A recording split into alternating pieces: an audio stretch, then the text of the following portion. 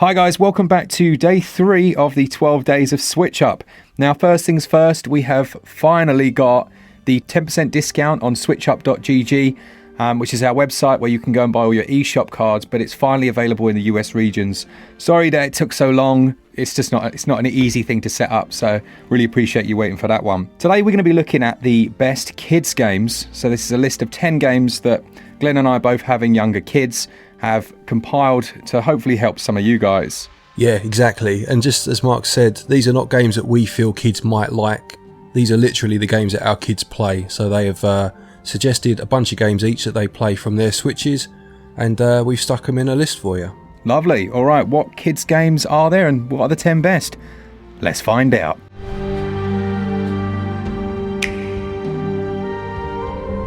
Okay, so we're going to start off then with a game called Dragon Quest Builders. Now, this does have a sequel on the Switch too, but my daughter, who recommended this one, hasn't played that. So I'm going to say the first one, but obviously the second one is an option as well.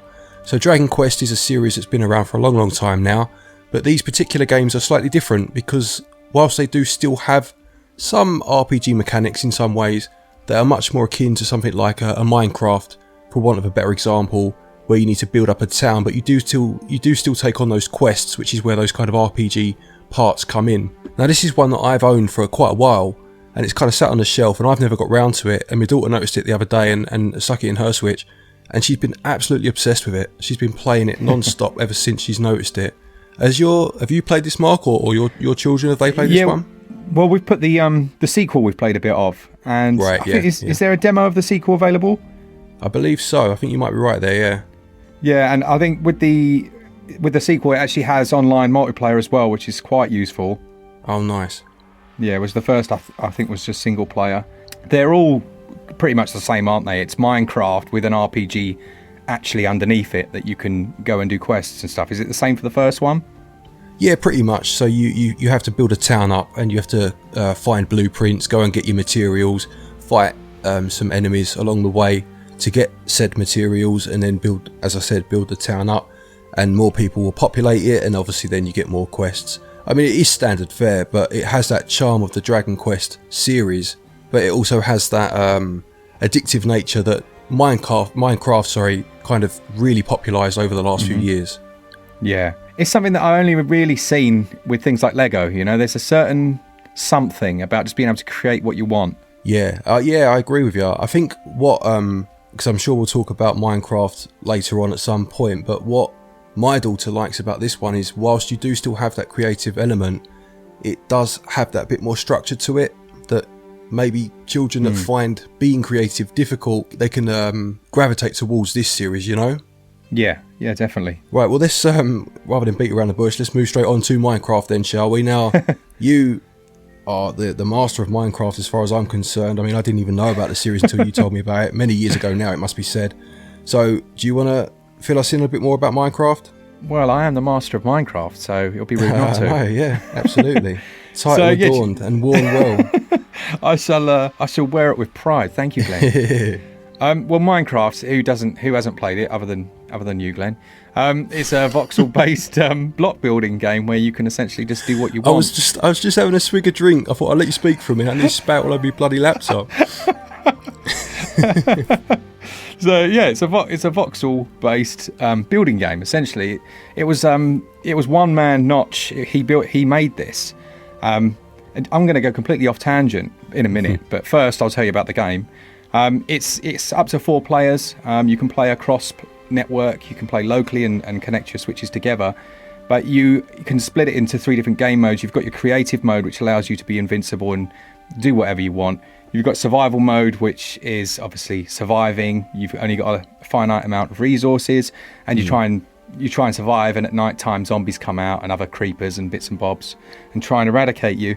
I was just saying, Notch, who made this, he actually sold it to Microsoft, which a lot of people were a bit, but I mean, he literally sold this for billions. Yeah, you can't really blame him, can you? No. Like billions of pounds. But he's not happy, which is, you know, he's really not a happy person. And he has actually spoken. I don't know if in hindsight he'd do the same thing again. It's funny, isn't it? You give up that, you think that money's everything, but it really isn't. Actually, it's the creative process and it's quite an artistic thing, isn't it, to make a game? Or has he given up all creative control then? He's sold it and he's done with it, is he? Oh, he's done with it. Yeah, right. It would be difficult as well, wouldn't it, to watch someone else do stuff to your baby, essentially. Yeah, I think those billions of pounds would soften the blow, though, mate. I'm not going to lie to you. Well, that's when what I'm you sitting think. in the Bahamas with my pina colada, mate, they can do what they want to bloody Minecraft. I'm all right. I'll build a sandcastle instead. It's fine. Well, there you go. Oh, they say money can't buy you happiness. Well, Glenn I'll be begs to delighted, differ. mate. It'll be buying all the happiness, I tell you. There you go. But yeah, Minecraft, I don't need to say much more. Although I will say they've just released the biggest expansion in years that adds tons of new content, like massive cave systems, which are very, very fun. So if you haven't played it for a while or for whatever reason, revisit it. There's loads of free stuff on there. It's worth digging back into it. Yeah, Definitely, good yeah. stuff. Okay, we're going to move on to another one just because, again, it is quite similar in some respects, and then we're kind of done with those building type games. These are the Lego games. Now, as a rule, the Lego games aren't necessarily similar to Minecraft, but there's one in particular that is, which is my daughter's favourite, and that's Lego Worlds. So we'll start with that one, and then we'll have a chat about the general Lego game. So Lego Worlds is very similar to the games we've just mentioned, of course, but I think it's, again, if you have an affinity towards a particular product and there's a game based on it, even if there are other games of a similar nature, you always kind of gravitate towards said product. Do you know what I mean? Yeah. And I've been a big fan of Lego forever. Do you know what I mean? Even as a grown man now, I still collect it. And that's kind of rubbed off on my daughter. And she's a huge fan of Lego World. She loves that game. What I will say is it's not as polished as the other games that we've just mentioned. But if you do like Lego, just being able to do what you do, but with Lego bricks instead in a game is very endearing. And it's also nice to be able to unlock the Lego characters, you know, the Lego people that you will find in sets, but unlock them in the game. You know, your pirates and your spacemen and what have you. It's just nice to be able to see digital versions of those, you know. So Lego Worlds is a very good game to play if your children are fans of Lego. But moving away from that, you have the other Lego games that are, I mean, they are all pretty much the same as each other, but again, it's just the IP that changes. And you have, I mean, there's a vast array of them on the Switch. My daughter's favourite would be the Harry Potter one, which is a game, I think it was out kind of in the Xbox 360 era. And you get you get Harry Potter years 1 to 4 and years 5 to 7, both on the cartridge, you know? I mean, I've got to disagree with you there. Oh, go on. In what way? In that they are not all the same, because you've got things like Lego City Undercover, which are essentially open world, like GTA clones. Is that right? That's true, actually. No, fair play. Yeah, I forgot about that one, which I think was actually the first Lego game on the Switch, because it was a Wii U game originally, wasn't it? Very good game. That is an exception to the rule. Very good game, isn't it? It is a good game, yeah. It's technically it just, you know, it falls short every so often, but you know, for the most part, kids are not going to care about that, and it is fun just to go around this town and you know, steal or borrow cars, as it is in this particular game, and drive about. And it's got a lot of humour in it as well. That is a very good game. Yeah. In terms of the more general ones, you have, I just mentioned Harry Potter, but you've got things like the Incredibles, you've got the Marvel superheroes ones, you've got the DC ones. There's a whole bunch of them, aren't there? Yeah, you got Ninjago, Jurassic World. There's loads of them. But I do agree with your choice. I think Lego Worlds is the best one. I really enjoyed it. I think maybe you reviewed this for us on the channel, and then I tried it out, and I love, like you say, I'm not as big a Lego collector, I'm not a Lego collector at all. So my experience really is through this game. But I love the mechanic of, like you say, unlocking the different actual figures. I really like that. And you like scan different things, and then you get to keep them and use them in your future. It's really cool. That's right. And yeah, exactly. And you can literally use the bricks, you know, like create scale models if you're talented enough. You know, it's so it's so rewarding to see something take shape on the screen. You know, it's one thing doing it in person, but to be able to do it on the screen as well, it is very cool. Yeah, no, I like that a lot. So next up, we've got the Pokemon games. Yes, we have. So what have we got on the Switch? You've got Let's Go, Pikachu and Eevee. you've got Sword and Shield, and you've got the recently released Diamond and Pearl, which are remakes of games that came out for the DS a fair few years ago now. You're talking about 14 years ago. Now I'm going to talk about, or in terms of my daughter's pick, it would be the Let's Go games, which she absolutely loved. We played Pikachu through together. She liked the simplicity of the catching mechanic, where you didn't have to actually battle wild Pokemon anymore. You could just throw the ball and catch them straight outright, as was the case in the Pokemon Go craze that swept, or is still sweeping the world, whichever one applies. But if you are a bit more traditional and you want to battle Pokemon, then either of the other two series are good alternatives.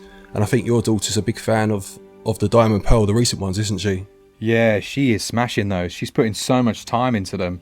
It's quite nice, actually, because even I was saying to Glenn, I thought that kids wouldn't mind things like random battles, but she got a random battle and was like, "Are you kidding me? Another one of these?" And I was like, "Yeah, all right, fair play."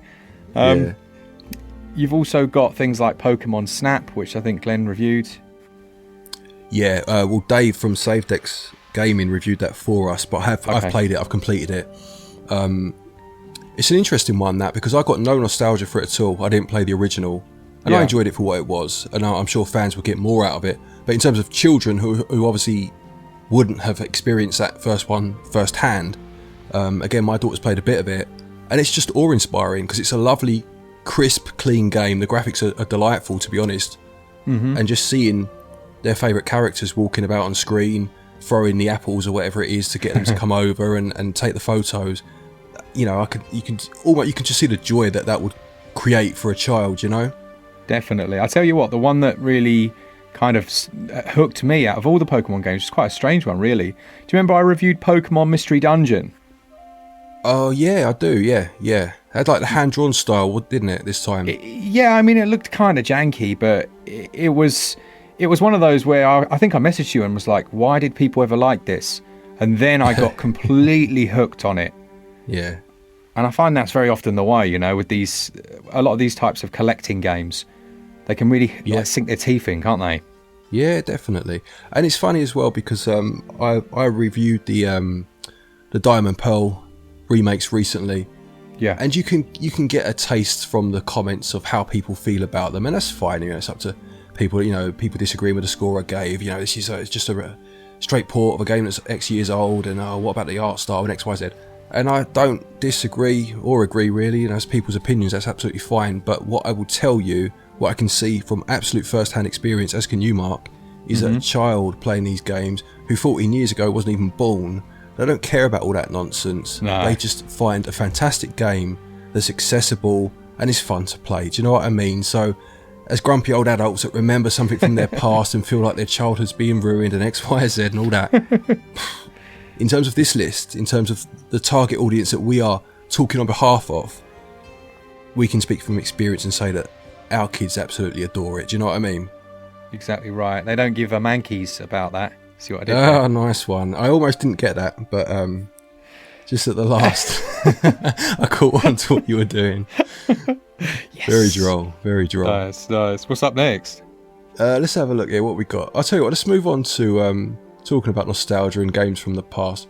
Story of Seasons, Friends of Mineral Town is the one that I want to talk about next, or as I say, it's my daughter's pick, but I was quite delighted that she picked this one because I loved Harvest Moon, Friends of Mineral Town. As a younger person, I wasn't a kid, I was kind of in my teens, maybe late teens. I had it on the Game Boy Advance as it was then, and they remade it a few years ago for the Switch. And whilst talking of art styles, I don't necessarily like the new art style, the new direction they went in. She, as a young child that doesn't know any of that backstory and doesn't care about it, played this farming game and thought it was absolutely fantastic, you know? So it's standard fare in terms of your farming simulation, farm life simulation. You know, you grow your crops, you sell them, you get your money, you do it all again, the seasons pass, you meet the people in the town, you get married eventually, X, Y, Z. And there are other versions. I mean, Stardew Valley is a huge one, too huge not to mention really. But any of those farm games just seem to resonate with younger children. Do you know what I mean? Yeah, I do. I think, to be honest, they recreate the things that adults get real satisfaction from. You know, like as a, you know, people. When you're a kid, you look at gardening and you're like, yeah, no. Yeah. but you'll happily sit there and plant crops in a game for like 300 hours. Yeah. So I think it's just a smaller version of what actually gives humans satisfaction. There's something quite comforting sometimes in repetition in games. Yeah. Do you know what I mean? I don't know why. I can't explain it myself, but I most certainly get drawn into it. But there are certain games where even if they have that repetitive nature, it feels comforting. And I personally, I find farm simulation games very much fall into that category. And they're perfect for the Switch as well, playing them in handheld mode, you know?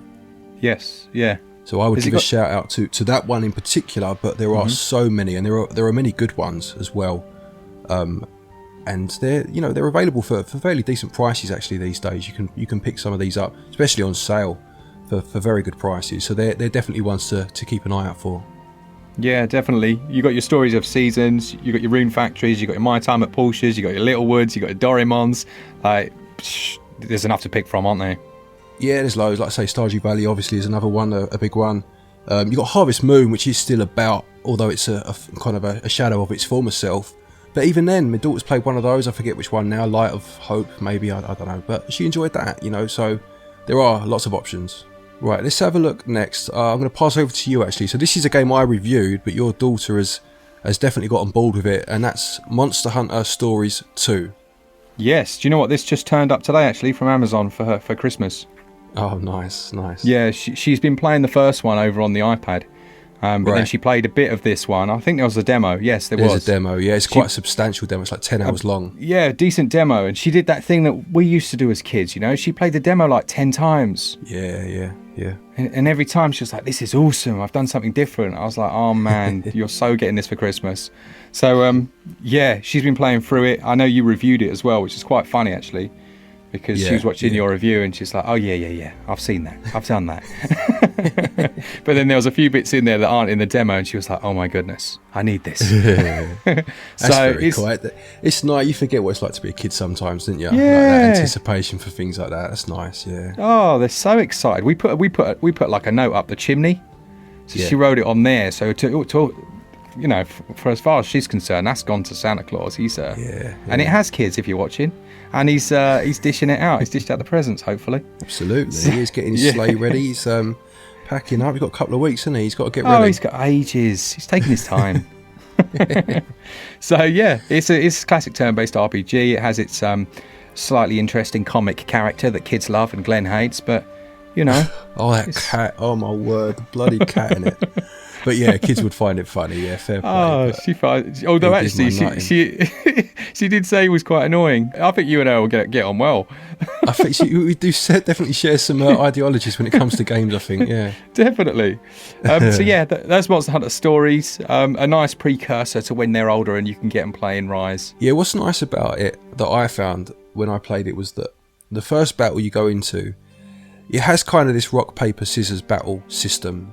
Mm-hmm. And I kind of thought, oh, this is going to be really basic, you know, like, but actually it's not, you know, because different monsters react differently and they will change, their weakness will change mid-battle depending on whether they become enraged, and there is actually a lot to it, but it is very accessible, you know, and it has that nice colourful aesthetic as well. So this isn't one that I would have even thought of, actually. I mean, I don't think my daughter would be interested in something like this, but it's lovely to hear a different perspective from, you know, a child that's pretty much the same age, and how, you know, how different their tastes can be even at this age. Exactly right. Right, and on that, just to prove how different their tastes are, the next one, I need to look the name up because I keep forgetting. It's called Little Friends, Dogs and Cats. Now, this is basically Nintendogs. You know, this is your standard get yourself a digital pet, buy it stuff, feed it, you know, clean up its wee, whatever you got to do, I don't know. But when my daughter got her Switch for Christmas, which would have been, I think last Christmas, might have even been the one before, I think it was last Christmas, and Nan and Grandad bought this one for her, and we bought her a game as well, and this was the one she played all day, the dogs one, the dogs and cats one. And it's not bad, actually. You know, for what it is, you have to remember the target audience and you know, what these games are trying to achieve. It's not bad. You take the dog for a walk, you give it a name, you buy it chew toys and you throw them at them, you throw a frisbee and it catches it and it brings it back to you. All that stuff, you know, all the stuff that Nintendogs did many years ago. But it's not a bad game, and it's available for dirt cheap now, like proper cheap. I've seen it physically for about 12 quid. You can't really go wrong for that price, you know. I'm not going to say names, but I watched a review of someone our age trying to review this, and it's just so funny. What were they tearing into it? No, not at all. But it doesn't compute. We can't see this in the same way as a child does. So, you know, it doesn't really translate to an adult reviewing it sensibly. No. But yeah, like you say, it's reasonably priced. There's tons. I think there's like 600 different accessories and bits and bobs. I'm sure this was on other platforms. I seem to remember her saying. I mean, like, there's a lot of them. It might be, whether it's the same one or not, I don't know. But yeah, you're probably right. It's a different one. Yeah, I don't know for definite, but for what it does it well enough. Do you know what I mean? Now, don't forget again, this is not necessarily a SwitchUp seal of approval. This is just my daughter telling me her favourite games. And if your children out there, people watching, are of a similar ilk, then it may well be one that if you find cheap enough, it's worth picking up. Yeah, I'd agree with that. Nice. Let's move on to Blossom Tales. It's quite an interesting pick. Yeah, I think that was one of my picks. It was one of the kids. Yeah, it was one of the kids' picks from maybe a few months ago now, I think. Yeah. This is a good example, really, of a crossover between a kid's pick and an adult's pick, right? Like you've got an old school Zelda, I don't want to say clone, but essentially an old school Zelda clone, top down. Is it Link's Awakening style? Is that's that old original one, isn't it? Yeah, Link to the Past, I suppose, is probably the better comparison. But yeah, that's what I mean. But it was really well done. It's got like the little things like HD Rumble that adults, let's be honest, we don't care about. But she'd be like, oh, look what it's doing. And I'm like, I'm trying to look at these Joy-Con and look interested. It's got 5 different dungeons in there. It's, you know, it's a really good game. It's you know, but for isn't a kid, it it's also, like, isn't it told from like a granddad telling his grandkids a story or something as well? Yeah, I believe so. I mean, I'm you know, you try and take on as much as they show you, but sometimes, sometimes it gets lost in translation. From what I remember, because I did play a bit of this one, but it was a long time ago now. But I'm pretty sure, that like the granddad's telling his grandkids a story, and they become the heroes of the tale.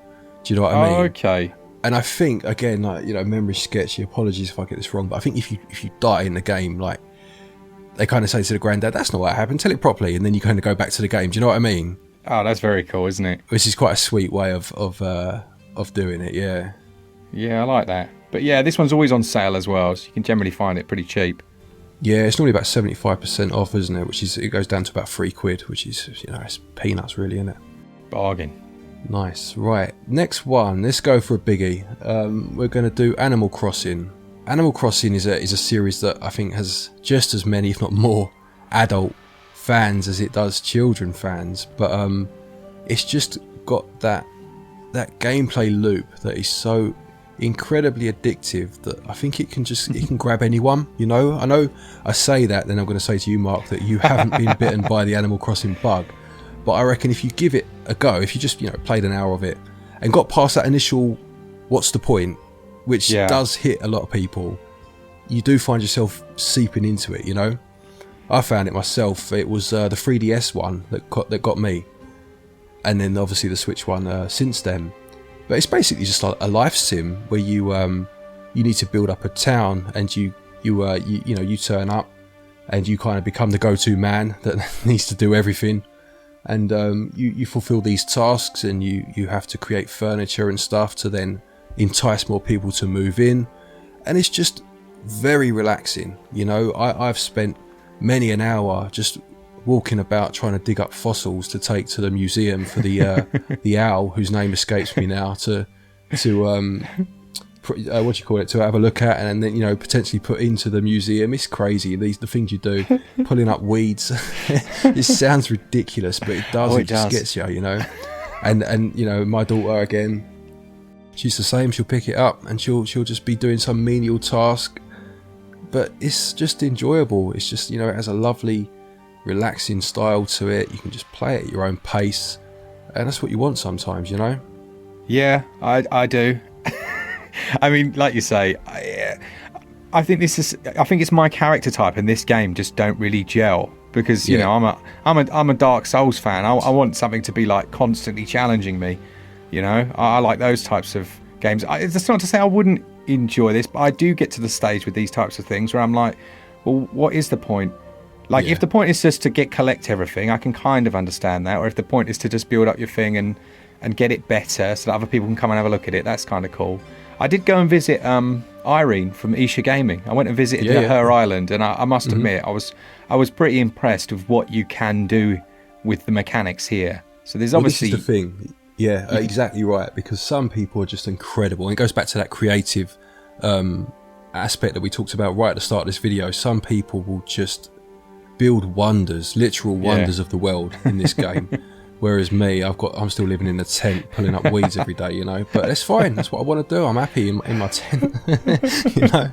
And that's what I like about it. You know, you play at your own pace, and you know, I'm maybe I don't live life quite so full on the edge as you with your Dark Souls and you're rolling about in your combat and stuff. But you know, I do play some intense games sometimes, and it's nice to have a bit of a palate cleanser in between, you know. Yeah, I do. Fair enough. I'm actually going to give this one another bash and see if I can get into it. Good man, good man. Let me have a quick count at what we've got left. 1, 2, 3, 5. We've only got one. And I think just so the next one, then another biggie actually, and another one that, you know, kind of transcends age really. This is Mario Kart, Mario Kart 8 Deluxe, to give it its full title, on the Switch. So I mean, Mario Kart, I've been playing Mario Kart since Super Mario Kart, all the way back on the Super Nintendo, and it's lovely to see a series evolve over time, and then to share that with your kids, you know. Yeah, I'm not as big a fan these days of Mario Kart. I mean, it's great, it's an incredibly polished game, but there are just other races on the Switch I prefer, to be honest. But there's not another one that I can think of that's as much fun to play with your family as Mario Kart. Yeah, I think there's almost, for me, this Mario Kart one, I think this might have been my idea, but I'd almost change it to a Mario game. Like, every kid should play a Mario game, shouldn't they? Yeah, no, that's a fair point, yeah. Like, even the old school ones. I don't know if the Nintendo Online has any of the older ones. I think it's got all the older ones, as far as I can remember. Yeah, well, let's just go for the first one. Absolute classic. Yeah. I mean, funny you say that, because in a previous life, Mark and I, we were both teachers, and I remember us doing some lessons on game design. Oh yeah. And we showed the children Super Mario Brothers World 1, Level 1, that classic level, and we laid it out on graph paper. Do you remember? Yeah, I remember. Just as they did, as you know, as Nintendo themselves did. They created the level using graph paper, and we, as best as we could, tried to recreate it, and then showed the children how it was done, and or how it had been done, and they had to go at doing their own. And that, yeah, you're right, that, you know, that classic level design all the way through the Mario games. But they're just so charming, aren't they? You know. Yeah, they're charming and they're really accessible. Very accessible, yeah. You've got I suppose the most recent one is 3D World with the Bowser's Fury add-on that's come to the Switch, which is a really good one to play with your family. It's up to 4 players. You've got the cat suit, that's a very accessible power-up where you kind of run up the walls and whatnot. So that's a really good one to play. You know, that's probably a better choice than both of the ones we've said, because there's some nice mechanics as well. If one of you dies, they don't die, you know, they just come back and you can carry on. So yeah, I think that's a good choice. Yeah, no, you're absolutely right. Yeah, a Mario game of some description is you can't go wrong. You absolutely can't go wrong. Yeah, lovely. Well, that's all of our picks, or our kids' picks, literally our kids' picks for our kids' games video. There are so many we could have picked, you know, and there are some that we might not have chosen. There are some that we would have put on instead. But we decided when we went to do this video, no, we're going to give it to our children, and they're going to pick the games for us, because it's out of the mouths of babes then, isn't it? It's exactly their picks, you know. But if you have any that you want to recommend, or if your children have games that they absolutely love, please do stick them in the comment section. This is when the comment section comes alive. This is when it can be really helpful, you know, we're very close to Christmas now. Give people some recommendations of what they can get for Christmas presents. Yeah, exactly right. I think I was going to say pretty much that. Just thanks to all of you that have been watching our little 12 days of SwitchUp. There'll be another video tomorrow with a different topic, a different theme. But yeah, do check out our website if you get a chance, if you want to save a bit of money on any of these. And just a big thanks from Glenn and I, really. I'll let you sign off today, Glenn. Let you. Thanks very much. Appreciate it. No, lovely. Yeah, thank you very much then. So as you say, new video tomorrow, another topic. So please do look out for that one. Thank you for watching. Take care. And as always, happy gaming.